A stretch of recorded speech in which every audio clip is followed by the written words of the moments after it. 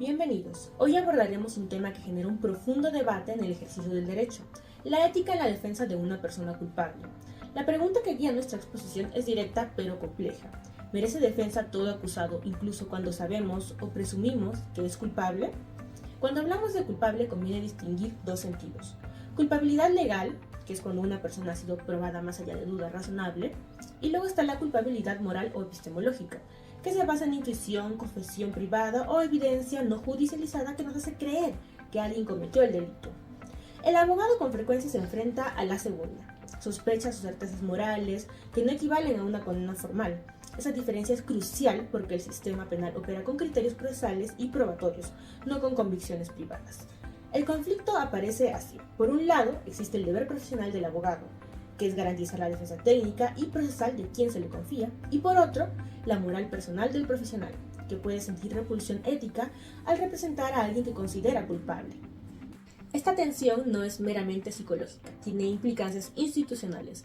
La manera en que respondamos determina si preservamos o erosionamos principios básicos del Estado de Derecho, como la igualdad ante la ley, el debido proceso, la presunción de inocencia y la regla in dubio pro reo. Las razones por las que la defensa debe ser garantizada trascienden la compasión por el acusado. Si se permitiera que la defensa dependiese de la valoración moral del abogado o de la opinión pública, abriríamos la puerta a arbitrariedades, es decir, diferentes defensas para diferentes clases de personas, y a la legitimación de procedimientos sesgados. Además, la defensa técnica cumple funciones estructurales, controla la función fiscal y judicial, preserva la cadena probatoria, evita confesiones forzadas y reduce la probabilidad de errores judiciales, es decir, la defensa es un mecanismo de garantía del sistema, no una aprobación del acto delictivo. No obstante, claro, el marco jurídico no es absoluto ni exento de límites. Existen obligaciones éticas negativas, por ejemplo, no presentar pruebas falsas ni inducir a perjuro, y los límites prácticos, donde un abogado no puede y no debe colaborar en la comisión de nuevos delitos. También hay vías institucionales para manejar conflictos de conciencia, como son los códigos deontológicos y normas sobre la retirada o recusación, pero esas salidas deben manejarse conforme a reglas para no perjudicar al defendido. Para hacer más tangible el problema, se plantean tres escenarios de ejemplificación que suelen aparecer en la práctica. Primero, la confesión privada; segundo, el caso mediático y presión social; y tercero, el riesgo de reincidencia o peligro público. Para la primera, la confesión privada, es cuando el cliente confiesa al abogado fuera de registro que cometió el delito. El abogado tiene deber de confidencialidad, sí, pero no puede ayudar a presentar declaraciones falsas. Entonces, aquí la pregunta: ¿cómo actuar? ¿Debería retirarse, limitar la estrategia o continuar garantizando un proceso limpio? Luego está el caso mediático y presión social, donde la condena social parece anticipada. Negar la defensa en estas circunstancias equivale a aceptar una pena social intangible que reemplaza el juicio. Y proteger el debido proceso aquí tiene especial urgencia. Y por último, el riesgo de reincidencia o peligro público, donde el abogado sabe que la libertad del cliente puede poner en riesgo a terceros. Aquí chocan derechos individuales y protección colectiva. La respuesta requiere coordinación con instituciones, obviamente, donde se podrían aplicar medidas cautelares o sistemas de control sin renunciar a la defensa. Este dilema es especialmente relevante en un Estado de Derecho donde la justicia no depende de opiniones individuales, sino de principios jurídicos universales que garantizan la igualdad y la legalidad para todos. Negar la defensa a una persona por considerarla moralmente indigna significaría poner en riesgo esos principios y abrir la puerta a las arbitrariedades. Para analizar este problema utilizaremos dos enfoques. El primero, que es el enfoque jurídico, que se basa en principios como el derecho de defensa, el debido proceso, la presunción de inocencia y el in dubio pro reo. Y luego el segundo, el enfoque filosófico, desde la perspectiva de Immanuel Kant y su ley universal, que nos permite reflexionar sobre la actuación del abogado más allá de sus creencias personales. A partir de este punto iremos desarrollando cada perspectiva para llegar a una respuesta razonada a este dilema ético-jurídico, comprendiendo que la función del abogado no es justificar delitos, sino garantizar derechos fundamentales y preservar el orden jurídico. Buenas tardes, doctor y compañeros. Para empezar, debemos de tener en cuenta que nuestras acciones y decisiones como futuros abogados se tornará un dilema constante. ¿Cómo decidimos qué es correcto y qué no? ¿Cómo equilibramos nuestro deber con nuestro querer en un mundo donde las decisiones que tomemos pueden afectar no solo a nuestras vidas, sino también a la de los demás? Mediante los principios jurídicos que garantizan la defensa, desde la ética kantiana, la respuesta a esta pregunta no depende de nuestras emociones, ni de juicios subjetivos. Kant nos enseña que una acción es moralmente valiosa no por sus consecuencias, sino por la intención que la motiva y por el respeto al deber. En ese sentido, el abogado no defiende al acusado porque apruebe sus actos, sino porque respeta un principio universal de justicia, considerando el derecho de todo ser humano a ser escuchado, a ser tratado con dignidad y a contar con una defensa legítima dentro de un proceso justo. Para Kant, el ser humano es un fin en sí mismo y nunca debe ser tratado como un simple medio. Esto significa que incluso cuando una persona ha cometido un delito, su valor como ser racional no se extingue. Negarle la defensa sería reducirlo a un objeto, a un medio para satisfacer la venganza social o el deseo de castigo.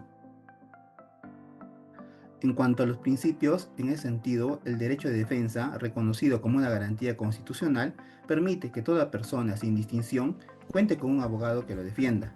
Esto es, asegurar que el proceso judicial no sea un instrumento de arbitrariedad, sino una búsqueda racional de la verdad, ya que si el abogado decidiera rechazar la defensa de quien considera culpable, estaría actuando por inclinación, no por deber. En el ámbito jurídico, este deber se complementa con el principio del debido proceso, que garantiza que todo juicio sea legítimo, imparcial y respetuoso de las normas. De este modo, el abogado defensor cumple una función esencial en este proceso: vigilar que el Estado y instituciones actúen conforme a derecho, que las pruebas se obtengan de manera lícita y que las penas se impongan solo tras un juicio justo. Asimismo, la presunción de inocencia y el principio de indubio pro reo son expresiones concretas de ese deber racional. Nadie puede ser considerado culpable hasta que exista una prueba definitiva, y ante la duda, la justicia debe favorecer al acusado. Estos principios no se sostienen en la emoción o en la opinión pública, sino en la razón, para que Kant lo defienda como un fundamento de la moral universal. Ahora bien, desde una perspectiva kantiana, el abogado defensor actúa conforme al imperativo categórico, es decir, siguiendo una máxima que podría convertirse en ley universal. Toda persona, sin importar la gravedad del delito que se le impute a esta, debe tener derecho a una defensa justa y racional. Si todos los abogados se negaran a defender a los culpables, el sistema de justicia perdería su esencia. La defensa no es un privilegio del inocente, sino una necesidad moral de toda sociedad que aspira a ser justa. Por ello, el ejercicio de la defensa no puede depender de la opinión moral del abogado, ya que el derecho no se basa en emociones ni en simpatías personales, sino en principios universales. La ética profesional, desde esta visión, consiste precisamente en actuar por deber, no por inclinación. Incluso cuando la culpabilidad del acusado parece evidente, la defensa cumple un papel crucial: asegurar que la pena impuesta sea proporcional, legal y humana. En suma, la defensa no depende de la opinión moral del abogado, sino de los principios universales del derecho y de la razón. Kant nos enseña que el respeto a la ley y a la dignidad humana debe prevalecer incluso cuando la emoción o la sociedad exigen castigo, porque la justicia verdadera no nace del sentimiento, sino del respeto al deber y a la ley moral. Doy paso a mi siguiente compañera. Gracias. Continuando con la exposición, Kant propone lo que se llama el imperativo categórico, como lo menciona mi compañero, la cual sería una regla moral universal. En palabras simples, significa que debemos actuar solo según aquellos principios que quisiéramos que se conviertan en una ley universal para todos. Es decir, antes de tomar una decisión debemos preguntarnos ¿qué pasaría si todos actuaran igual que yo? Si la respuesta conduce al desorden, la injusticia o la contradicción, entonces esta acción no es moralmente correcta. Ahora bien, si llevamos este principio al ámbito jurídico, ¿qué implicaría para un abogado? Si un abogado decide negar la defensa a una persona solo porque considera que es culpable o que sus acciones son moralmente reprochables, estaría actuando bajo un principio que, llevado a la universalidad, rompería con el derecho fundamental a la defensa. Entonces, desde la perspectiva kantiana, el deber del abogado no depende de sus emociones o juicios personales, sino de un principio racional y universal, que sería que toda persona tiene derecho a ser defendida. Pero aquí surge el verdadero conflicto ético-moral. ¿Qué pasa cuando el abogado sabe que su cliente es culpable? ¿Qué pasa cuando su moral personal, lo que considera bueno o malo, choca con su deber profesional? Ahí nace una tensión inevitable. La conciencia le dice que esta persona merece un castigo, pero su ética profesional, basada en la justicia y el debido proceso, le ordena a garantizar que el acusado tenga una defensa técnica adecuada. Y es que el abogado en realidad no defiende la conducta delictiva, sino los derechos que tiene toda persona por el solo hecho de ser parte de un proceso judicial. Defiende el derecho al debido proceso y a que las pruebas sean valoradas correctamente y que la sanción, si corresponde, sea impuesta conforme a ley. Por eso, desde el punto de vista kantiano, el abogado que actúa siguiendo su deber, aunque internamente sienta un conflicto moral, está cumpliendo con una acción éticamente correcta. Pero, asimismo, porque no se deja también guiar por inclinaciones personales, sino por una máxima universal que sería que todos merecen defensa, incluso si son culpables. En la práctica, esto significa que el abogado debe mantener una separación entre su moral individual y su ética profesional. Su compromiso es con el sistema de justicia, no con el delito. Kant diría que lo correcto no es lo que nos hace sentir bien, sino lo que responde a un deber racional y universal. Así, la ética kantiana nos enseña que incluso en los casos más difíciles, el abogado debe actuar conforme al deber, porque es precisamente en esos momentos donde se pone a prueba la verdadera integridad profesional. Así, desde la visión de Kant, el abogado ético no es aquel que elige a quién defender, sino aquel que, con independencia de sus juicios personales, cumple con su deber de garantizar justicia para todos, guiándose siempre por el principio universal del derecho a la defensa. Le doy el pase a mi compañero. Gracias.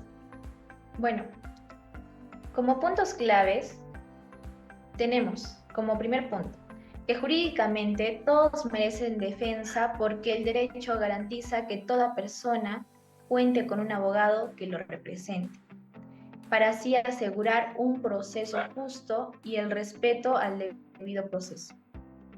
Como segundo punto clave, nosotros como grupo, ya basándonos en la perspectiva kantiana, nos dice que la defensa universal de justicia está basada en la dignidad humana y el respeto al deber. Y nosotros, como abogados, tenemos el deber de defender. Moralmente, el abogado debe separar sus convicciones personales de lo profesional. Como tercer punto, tenemos también, asimismo, la respuesta al dilema, si es que se debe o no defender a un culpable. Nosotros consideramos que sí, definitivamente es un sí, se debe defender a cualquier persona, ya sea esta culpable o no, para así nosotros mantener la justicia en nuestro sistema. Como cuarto punto, tenemos que el abogado, al cumplir con su deber de defensa, no justifica el delito, sino garantiza que el sistema de justicia actúe con legalidad. Asimismo, como grupo, hemos visto adecuada la frase que defender no es justificar el delito, sino es garantizar justicia. Pasando como conclusiones, vemos que la defensa es el pilar fundamental del Estado de Derecho. Y esto sin tener en cuenta, muy aparte que como humanos podemos tener emociones, prejuicios y demás cosas. Nosotros como abogados lo que defendemos es el derecho de la defensa, el derecho de las personas, viendo de acuerdo y con la perspectiva de Kant, su dignidad humana y el respeto de la misma. Gracias.